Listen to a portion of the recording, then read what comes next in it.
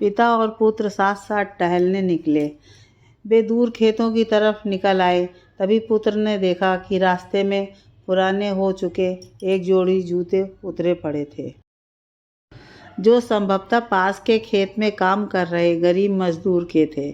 पुत्र को मजाक सूझा। उसने पिता से कहा, क्यों ना आज की शाम को थोड़ी शरारत से यादगार बनाए।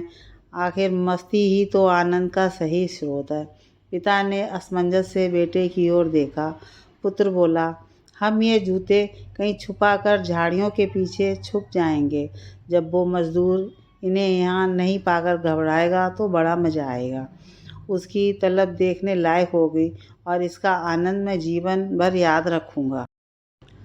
पिता पुत्र की बात सुनकर गंभीर हुए और बोले, बेटा, किसी गरीब और कमज़ोर के साथ, उसकी ज़रूरत की वस्तु के साथ इस तरह का भद्दा मजाक कभी नहीं करना। जिन चीज़ों की तुम्हारी नज़रों में कोई कीमत नहीं है, वो उस गरीब के लिए बेशकीमती है। तुम्हें ये शाम यादगार ही बनानी है तो आओ आज हम इन जूतों में कुछ सिक्के डाल दें और छुप कर देखें कि इसका मजदूर पर क्या प्रभाव पड़ता है। पिता ने ऐसा ही किया और दोनों पास की ऊंची झाड़ियों में छुप गए। मजदूर जल्द ही अपना काम खत्म कर जूतों की जगह पर आ गया।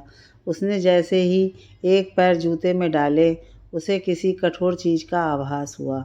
उसने जल्दी से जूते हाथ में लिए और देखा कि अंदर कुछ सिक्के पड़े थे। उसे बड़ा आश्चर्य हुआ और वो सिक्के हाथ में लेकर बड़े गौर से उन्हें देखने लगा।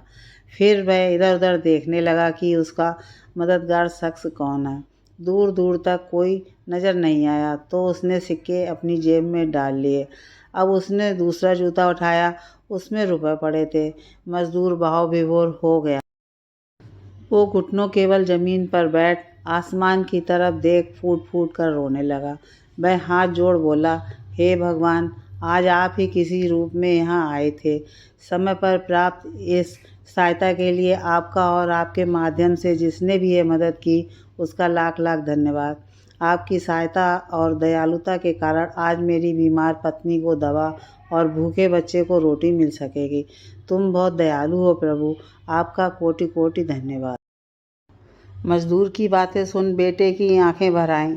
पिता ने पुत्र को सीने से लगाते हुए कहा, क्या तुम्हारी मजाक मज़े वाली बात से जो आनंद तुम्हें जीवन भर याद रहता, उसकी तुलना में इस गरीब के आंसू और दिए हुए आशीर्वाद तुम्हें जीवन पर्यंत जो आनंद देंगे, वो उससे कम है क्या?